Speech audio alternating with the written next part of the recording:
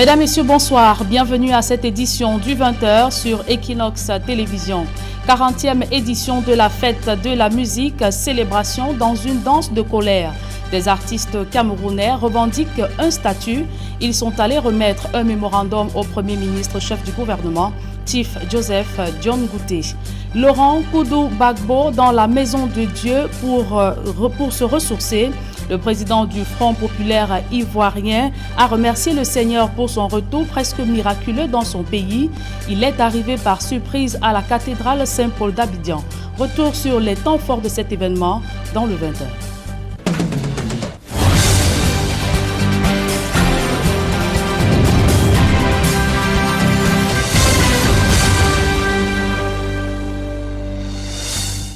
Une fois encore, bonsoir à tous, mesdames et messieurs. Merci de nous recevoir chez vous. Je vous le disais en titre, des artistes se mobilisent contre la fête de la musique à l'occasion de la 40e édition de la fête de l'art musical ce 21 juin.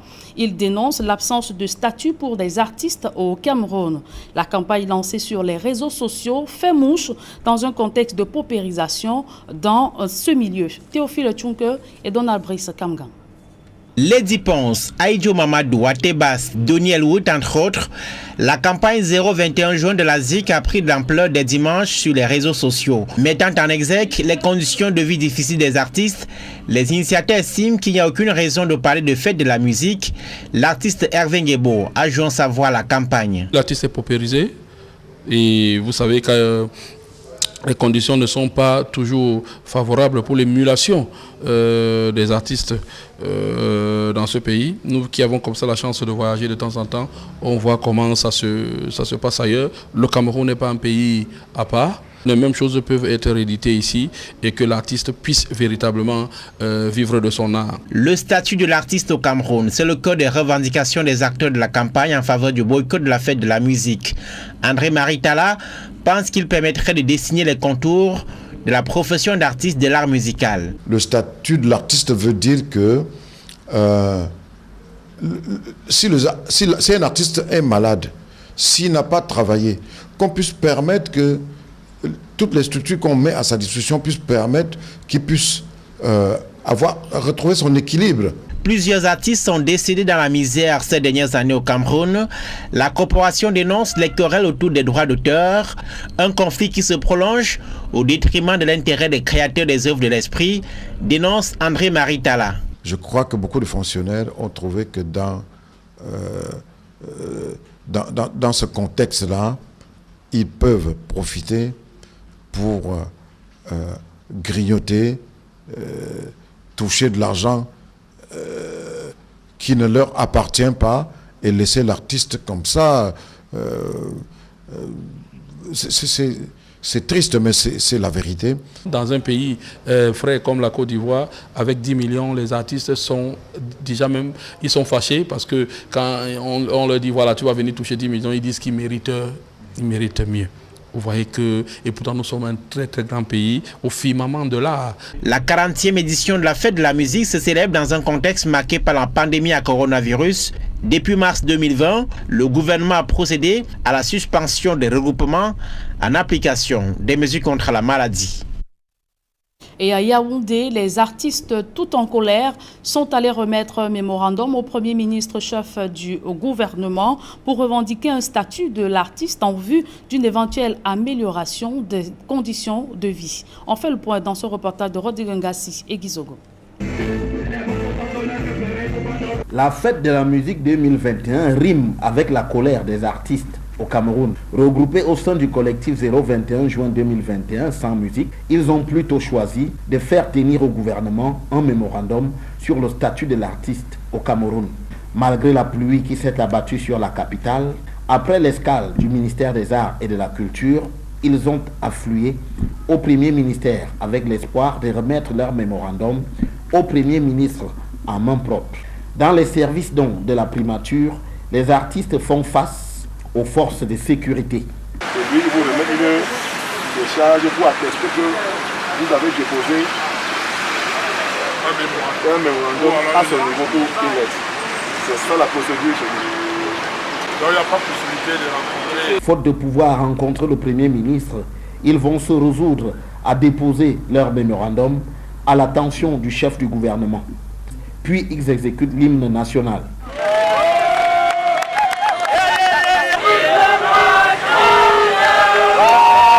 Pour les artistes, c'est déjà un point de gagné d'avoir pu déposer leur mémorandum.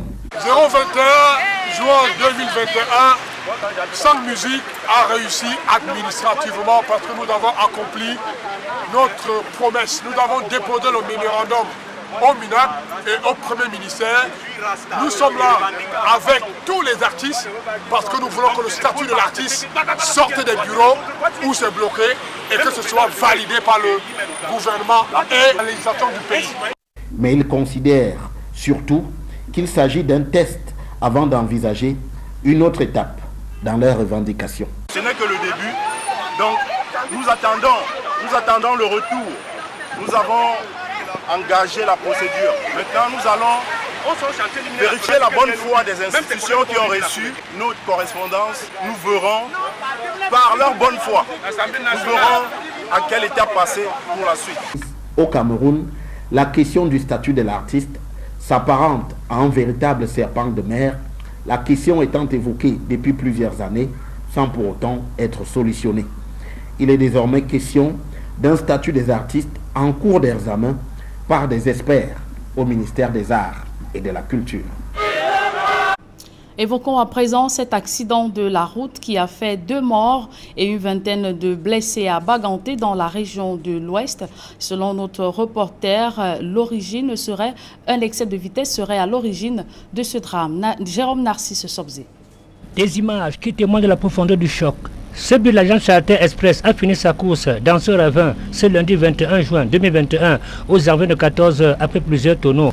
Le train s'est produit dans un quartier de Baganté appelé Banenkane, notamment sur le national numéro 4.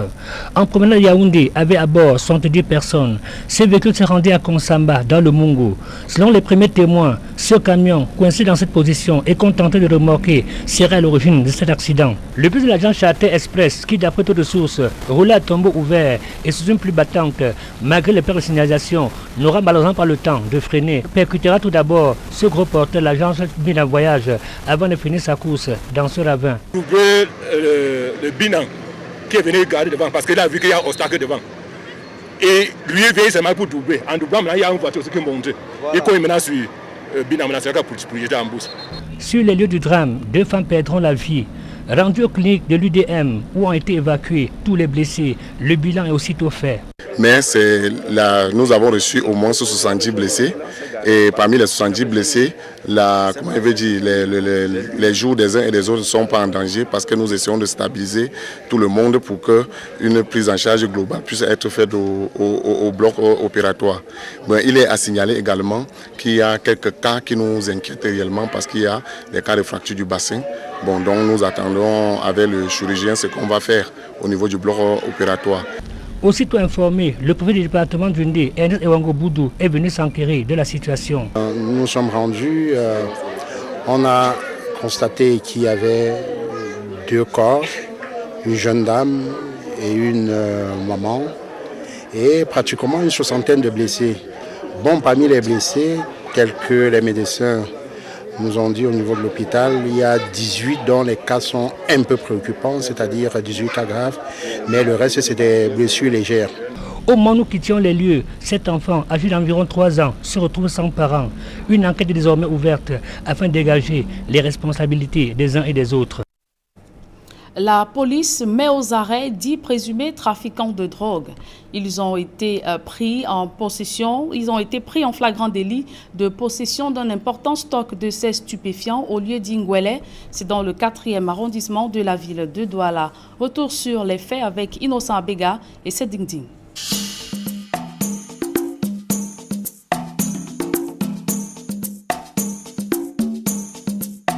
Tout est parti d'une patrouille de routine qui aboutira à l'interpellation d'un dealer.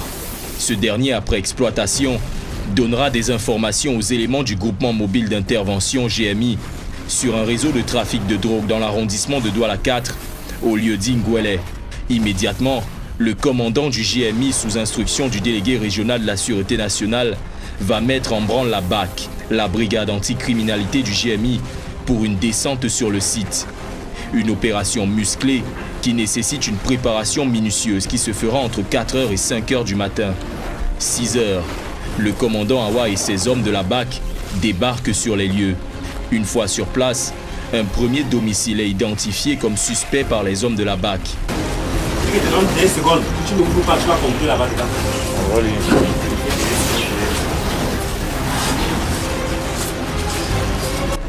À l'intérieur, la fouille commence. Le domicile est passé au peigne fin, même les endroits les plus improbables.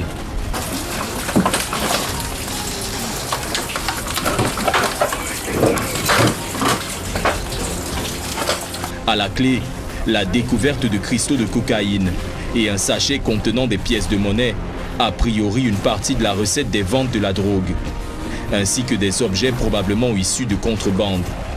Des individus, manifestement sous l'emprise de psychotiques, sont interpellés.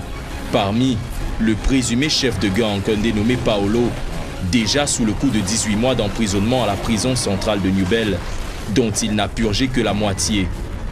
Dans leur opération de ratissage de la zone, les éléments de la BAC découvrent un autre fief utilisé par les junkies pour consommer la drogue à l'abri des regards. Là aussi, il faudra une fouille approfondie pour mettre la main sur leur butin. Pendant ce temps, des mouvements suspects sur un autre domicile de la zone attirent les regards des éléments de la BAC, un domicile qui appartiendrait au chef de gang. À l'intérieur, tout l'immeuble est passé au crible, mettant à nu les cargaisons importantes de cannabis, d'objets volés et d'armes blanches. Mais c'est dans l'une des douches que le gros du poteau sera découvert. Donnez-nous la clé.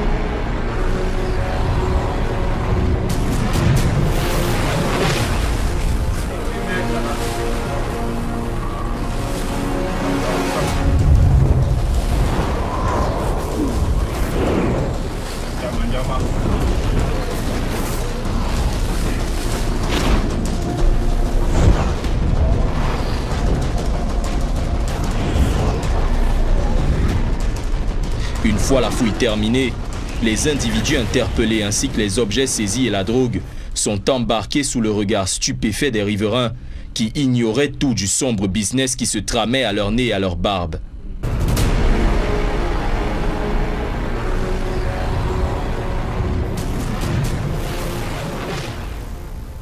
Une fois à Bonanjo dans les locaux du groupement mobile d'intervention, la dizaine de trafiquants dont l'âge oscille entre 23 et 36 ans, ainsi que leur butin, est présenté devant les médias. Nous avons donc pu mettre la main sur tous les intervenants de cette chaîne. Nous avons interpellé 10 suspects, parmi lesquels un certain Goupol, qui, étant en prison, réussit l'exploit d'organiser ce genre de commerce. Nous avons saisi également 4 sacs de chanvre indien, 20 ballots de chanvre indien, 108 paquets de cocaïne, 2 paquets de tramadol, 6 machettes, 2 poignards, 2 bouteilles à gaz, 4 ventilateurs, une moto, 2 ordinateurs portables et un carton de whisky frelaté. Un coup de filet au cours duquel le commandant du GMI a de nouveau martelé la volonté de traquer les fauteurs de troubles jusqu'à leur dernier retranchement. Nous devons permanemment occuper le terrain et repousser ces malfaiteurs dans leur dernier retranchement. Cette brochette de trafiquants, elle, sera confiée aux bons soins de la police judiciaire. Parlons éducation à présent. Probatoire session 2021. Des candidats manquent à l'appel au premier jour de cet examen. C'est du moins le constat qui a été fait par notre reporter dans plusieurs établissements de la ville de Loum dans le département du Mungo où dans l'ensemble, tout s'est déroulé sans incident majeur. D'autres précisions dans ce reportage de Kedjara et Jacques Molon. Lancement de l'examen de probatoire général ce lundi sur l'ensemble du territoire national. Les élèves, stressés mais relativement confiants, ont pris très tôt ce matin le chemin de leurs différents centres d'examen. Je suis sûre que cette année, ça va aller. C'est mon année. On nous a tout donné cours. On nous a donné cours cette année. Tous les professeurs ont fini leur programme l'année. C'est avec nous. L'année a été perturbée par la Covid, mais ils sont battus. Très bien même. Oui, le reste nous revient. Au lycée bilingue de Njombi, Lom et Penja, dans le Mungo, en plein contexte de Covid-19, il n'est pas question de violer les mesures barrières nécessaires à la prévention contre la maladie. C'est donc un déploiement particulier qui a été effectué. Au portail, tous les candidats, on s'est assuré que tous les candidats, on a pris la température normale à l'aide de thermoflash et puis ils se sont lavés les mains. Et quand vous voyez devant les salles, pour tout candidat qui va aux toilettes, quand il revient, il a... Comme petite difficulté à l'entrée des candidats, l'oubli pour certains candidats du masque. Et l'établissement avait pris des dispositions pour fournir à ceux des candidats ayant oublié le masque, un masque à l'entrée au portail. Sur les élèves, des objets encombrants ramenés de la maison, comme pour se créer une ambiance de salle de classe, sauf que dans les centres d'examen, cela ne passe pas. Nous avons des candidats qui viennent avec des sacs, des trousses, des pulls verts, des bouteilles d'eau et autres. C'est des objets interdits qui sont encombrants dans les centres d'examen. Donc nous recommandons aux parents de veiller à ce que les enfants viennent sans ces sacs. Parce que très généralement, à la fin, ils perdent ces sacs. Les tenus venus ramassent les sacs et les emportent, parfois avec des objets précieux. Pour cette première journée d'examen dans le Mungo, tout se passe bien. Aucune incidence grave n'a été enregistrée, si ce n'est quelques absences de candidats, certainement empêchées par de bonnes raisons. À l'heure où nous parlons, nous avons enregistré 5 absents, dont 2 filles et 3 garçons. Nous attendions 888 candidats, toutes séries confondues. Bien en termes de statistiques, nous avons 9 absents. L'examen de probatoire est considéré à tort ou à raison par beaucoup d'élèves comme le plus difficile de l'enseignement secondaire. Un a priori fort perturbateur qui pousse beaucoup d'enfants à faire des erreurs sur des épreuves. Il leur a été recommandé de rester confiants et concentrés afin de ne pas subir plus tard les affres de l'échec. Allons à présent dans le département du Noun avec la même ambiance qui a prévalu en ce premier jour d'examen du probatoire. En dépit des quelques absences déplorées, les responsables des différents centres d'examen ont dit toute leur satisfaction à nos reporters Mama Soufone et Vivien Tonfak. L'année scolaire 2020-2021 s'achève mal pour ces 2 élèves, candidates au probatoire de l'enseignement général. Parties de leur domicile pour leur centre d'examen, elles vont se retrouver, non pas dans les salles, mais ici à l'infirmerie du lycée bilingue de Koutaba. J'ai reçu 2 cas de maladie, accès pas juste. Elles sont venues en grelottant. Il y a une qui est déjà temporisée, ça va être même déjà rentrée en salle. Et l'autre, j'attends qu'elle mange pour pouvoir prendre ses produits. Et une opérée qui se repose. Ok. Le 4e est parti manger pour revenir prendre ses produits. Dans ce centre d'examen, l'on a enregistré au total 15 cas d'absence. Pour ce qui concerne donc l'examen probatoire, effectivement, nous avons accueilli 948 candidats, je me répète, 948 candidats. Et par rapport à ces statistiques, nous avons plutôt enregistré 15 absents. Dans les autres centres d'examen du département du Noun, la première journée du probatoire s'est déroulée sans incident majeur. Pour le probatoire STT jusqu'à l'heure actuelle, on est en train de signaler l'absence d'un candidat. Les dispositions nouvelles liées à la grande pandémie Covid-19. Donc tout se déroule bien, toutes les ressources humaines sont là, les ressources matérielles, et tout ce dont nous avons besoin pour le déroulement des examens. Au lycée de Djinka, l'administration a fermé la porte aux reporters d'Equinox TV. Que cache-t-elle? Difficile de le savoir. Toujours en éducation, évoquons à présent ces irrégularités observées au cours du baccalauréat session 2021. Eh bien, la ministre des Enseignements secondaires se prononce enfin, minimisant l'incident survenu pendant cet examen. La déclaration a été faite par l'émissaire du MINSEC au cours de l'émission Droit de réponse, une déclaration ou un point de vue pas du tout du goût des syndicalistes. Le point de vue au regard croisé de ces différents acteurs dans ce reportage de Gladys Sidi.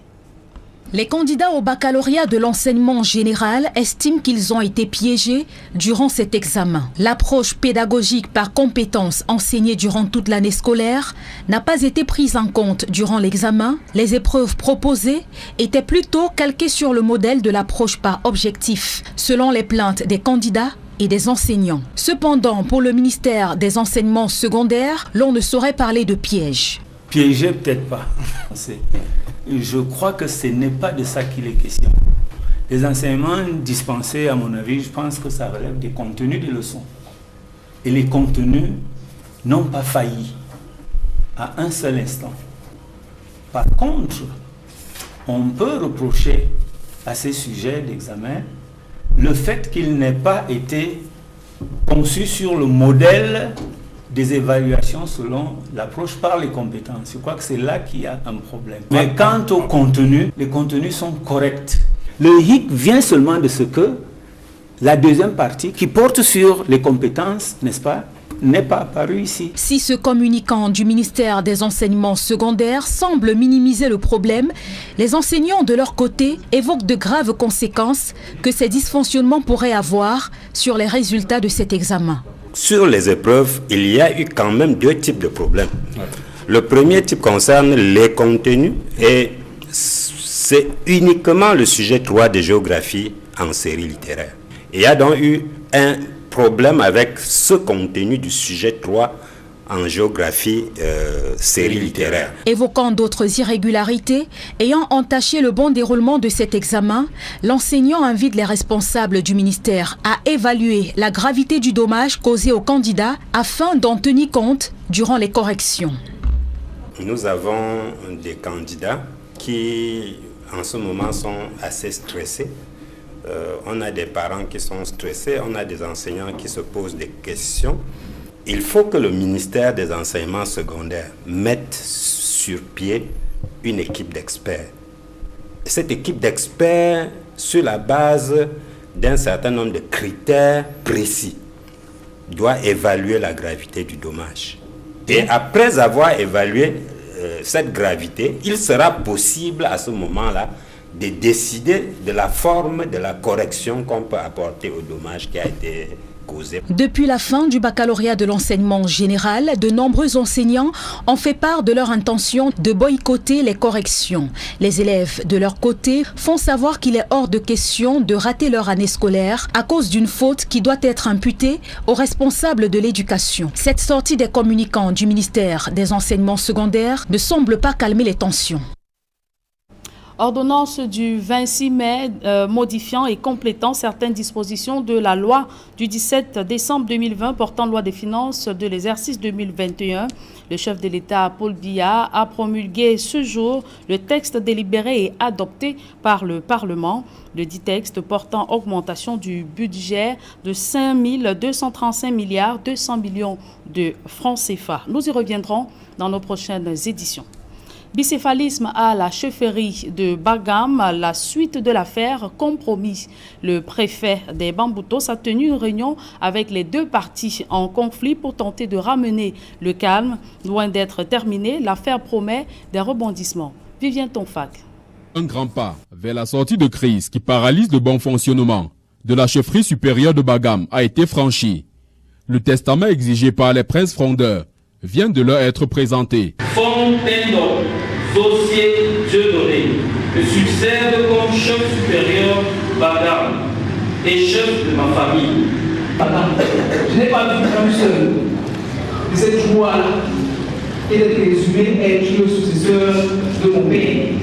Je l'appelle toujours mon père, c'est le frère de mon père, peut-être que je l'appelle mon père. Parce que... Lors du dépouillement de ce testament, en présence non seulement des chefs traditionnels, amis au défunt roi des Bagam, mais aussi des villageois brandissant des arbres de paix, Le préfet du département des Bamboutos a vêtement critiqué certains notables pour le rôle trouble joué dans cette guerre de succession. Le déshonneur et la honte qui nous viennent de la part des notables Bagam, qui sont spécialistes de la danse martiale.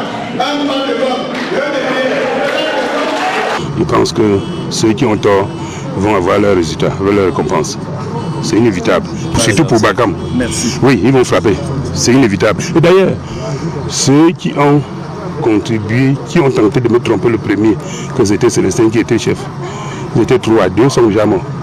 Celui qui est resté a plaidé innocent ce même jour. Pour réconcilier l'ensemble des fils et filles Bagam, plusieurs directives ont été édictées à l'intention des différents protagonistes. Vérifier l'authenticité du testament. On nous a dit qu'il y a des méthodes au niveau de la coutume qui peuvent permettre de savoir si ce testament émane des biens du chef Simon. L'accomplissement des rites par toutes les personnes qu'on a dit qu'ils ont fait des rites. Et tout cela doit être fait, ça dit dans les vertus du dialogue, de la paix et de la réconciliation. Si on suit normalement, c'est-à-dire que le plan, c'est-à-dire que qui a été donné par les résolutions, je pense qu'avant même que les rapports n'arrivent à Yaoundé, on aura déjà une suite favorable. Monté au trône en 2020, après le décès de son père, Sa Majesté Dieudonné Tendop avait à peine pris ses marques quand certains de ses frères, soutenus par quelques notables, ont commencé à remettre en cause sa légitimité.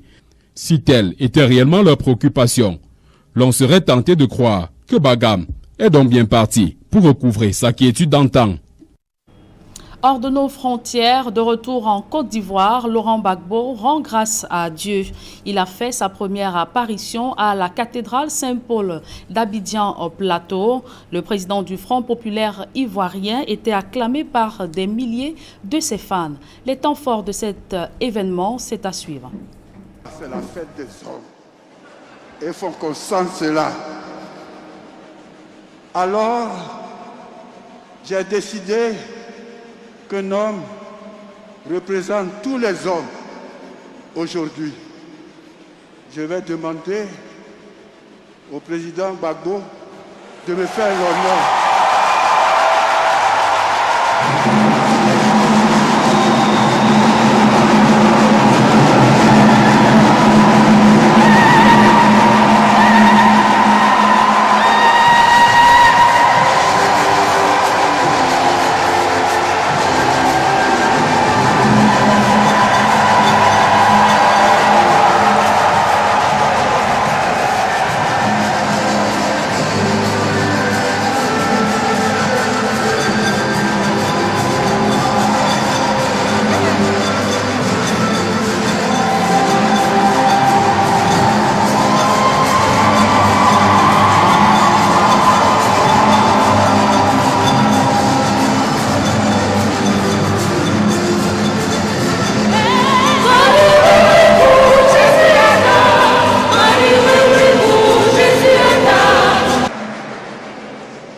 Je voudrais vous faire une grande annonce.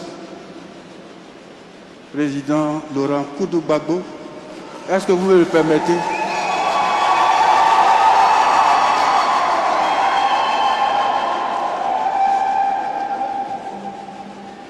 Le président Laurent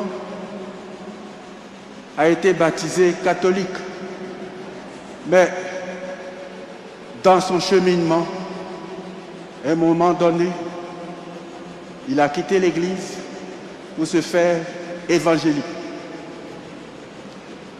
Et après ce petit tour chez les évangéliques, il s'est dit non, je reviens.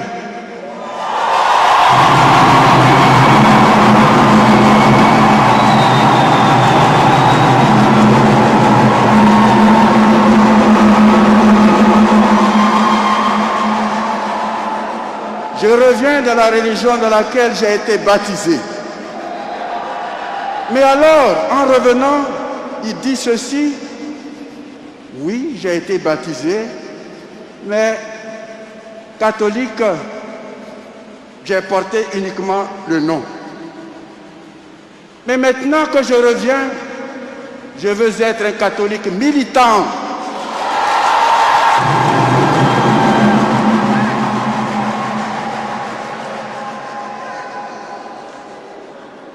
Alors, au nom de toutes les femmes et de tous les enfants qui nous fêtent aujourd'hui, elles nous fêtent. Je te donne ce chapelet.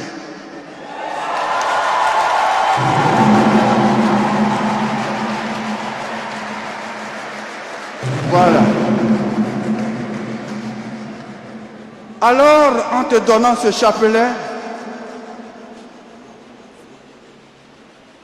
voilà, ouvre. Faut ouvrir. Le chapelet ne veut pas s'ouvrir. Voilà. Voilà. Voilà ce chapelet.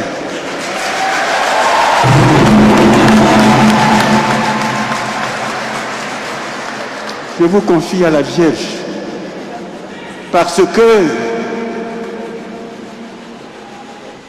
le train de la réconciliation est sur les rails. Mais il faut que ce train aille jusqu'à la gare de la paix.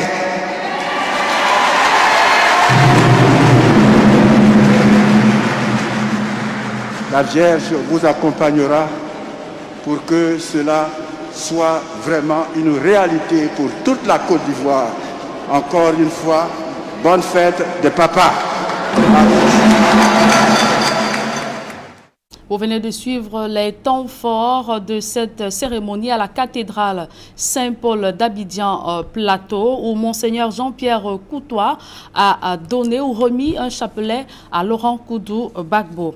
Parlons sport à présent sur le chemin de la CAN à la création des premiers clubs et en plein chantier d'organisation et structuration d'un championnat semi-professionnel. L'Éthiopie est attaquée par l'armée du fascisme Benito Mussolini, ce qui retarde le projet sous le règne du Négus Haïl Sélassié jusqu'à la fin de la Deuxième Guerre mondiale. Jean Pouchiniat. Ce programme vous est offert par Kadibir. Notre patrimoine, c'est vous. Tu ne sais pas que moi je suis ancien combattant. Moi je suis ancien combattant, j'ai fait la guerre mondiale. Dans la guerre mondiale, il n'y a pas de camarades wine.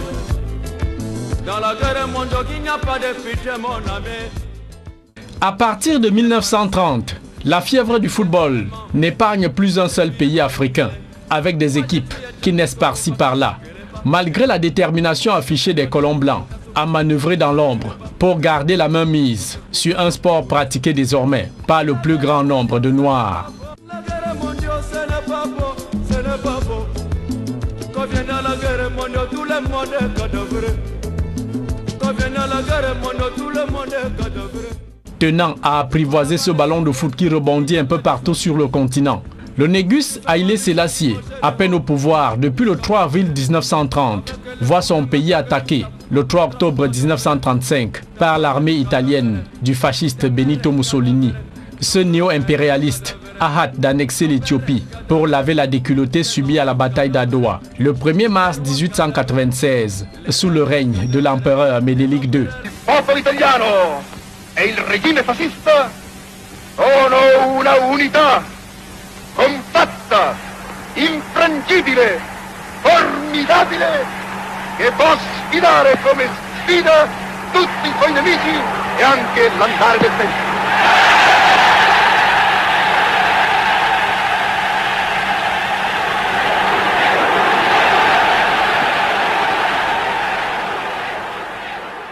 Les empereurs cadavres, tous les présidents cadavres, les ministres cadavres, les gardes-corps cadavres, les mondiales cadavres, les militaires cadavres, les civils cadavres, les policiers cadavres. Ayant ainsi violé le traité d'Addis Abeba du 26 octobre de la même année, consacrant l'indépendance de ce territoire de la Corne de l'Afrique, L'armée du Négus Haïlé Sélassié tient bon jusqu'à l'éclatement de la Deuxième Guerre mondiale, le 1er septembre 1939. Caricate, puntate! Attenzione che stanno vedendo!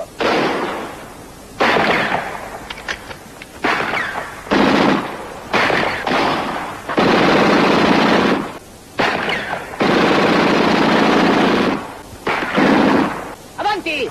Avanti! And an American radio man introduces the Emperor, especially to America. Hello, America. This is Addis Ababa. He defends his country's cause, calls upon the world to stop the war, and declares that Ethiopia is firmly for peace. Le peuple éthiopien est fermement attaché à la paix, mais il est en même temps... A nation praying for peace but ready to fight to the last. Rome deciding war.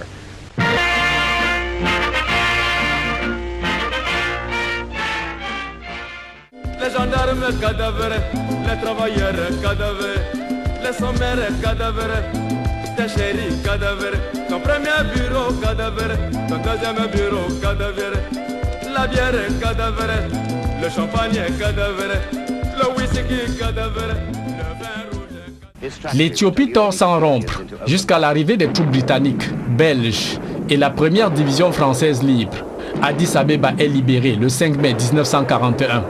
Le monde en guerre perturbe toutes les activités, y compris les compétitions internationales, avec l'annulation des Jeux Olympiques de 1940 prévus au Japon et la 4e Coupe du Monde de football de 1942.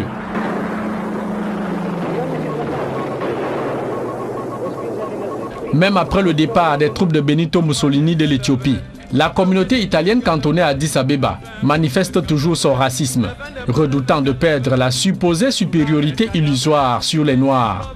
Une fois le conflit mondial terminé en 1945, les Italiens n'ont de choix que de revenir à de meilleurs sentiments. L'équilibre de la terreur fait désormais régner la paix et les Italiens jouent régulièrement des matchs contre des clubs locaux de l'époque.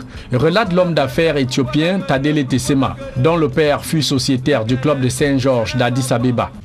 Once the country was liberated, the youth, under the leadership of à la libération du pays, la jeunesse et les élites convinced the Italians réussirent à négocier un match entre Saint-Georges et les résidents italiens d'ici.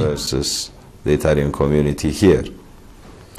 And, ce fut un tournant décisif dans l'histoire du football éthiopien. Ethiopian football history. After that, everybody started. Les matchs se sont multipliés par la suite contre Grecs, Arméniens, entre les groupes de toutes les obédiences ethniques et religieuses. Du moins, la Deuxième Guerre mondiale tirant à sa fin, l'Éthiopie lance en 1944 son championnat national semi-professionnel à 16 clubs. Et en 1947, l'équipe nationale est créée et baptisée les Walia Antilopes. À la signature de l'armistice le 8 mai 1945, mettant fin à 5 années de guerre, le football va désormais ouvrir la voie à la décolonisation dans des guerres d'indépendance. Exemple la tache d'huile, la lutte des Noirs pour leur affranchissement dans une Afrique du Sud raciale et le Front de libération nationale en Algérie. Les journalistes cadavres, la radio cadavre, la télévision cadavre, les stades cadavres, les supporters cadavres. Ce programme vous a été offert par Kadibir. Notre patrimoine, c'est vous. Et c'est avec ce reportage de Jean-Paul Chouniat que nous mettons un terme à cette édition du 20h. Merci de l'avoir suivi. Retrouvez dans quelques secondes Serge Alain Autou et ses invités pour la deuxième partie d'Equinox Soir. Serge Alain. Après un tour chez les évangélistes, Laurent Koudou-Gbagbo retrouve l'église catholique romaine. Il faut préciser que c'était sa première apparition en public depuis son retour triomphal il y a quelques jours en Côte d'Ivoire. Laurent Koudou-Gbagbo s'est rendu à la cathédrale Saint-Paul d'Abidjan-Plateau où il a communié avec les fidèles catholiques, vous l'avez précisé. Et là, le monseigneur Jean-Pierre Coutois lui a remis un chapelet, consécrant ainsi à la Sainte Vierge Marie. Et le monseigneur, il a terminé ses propos avec une citation. Le train de la réconciliation est sur les rails, mais il faut que ce train aille jusqu'à la gare de la paix. Serge Alain Autou. Voilà, madame, monsieur, c'est dans l'essentiel et qu'il en soit deuxième partie. Bonne soirée à vous, Julien Berthe. Très bonne soirée à vous. Rendez-vous demain.